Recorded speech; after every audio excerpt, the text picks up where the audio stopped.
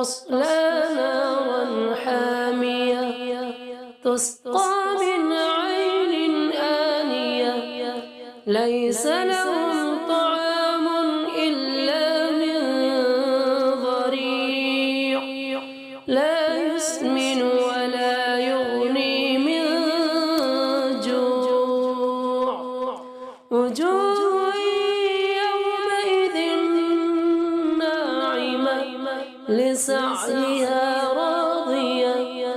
في جنة عالية لا تسمع فيها لاغية فيها عين جارية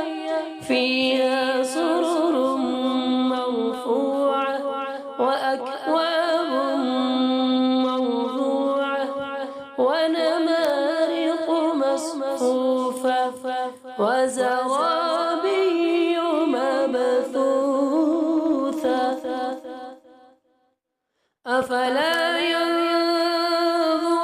إلى الإبل كيف خلقت وإلى السماء كيف رفعت وإلى الجبال كيف نصبت وإلى الأرض كيف سطحت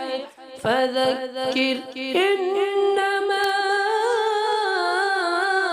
أنت مذكر لست عليهم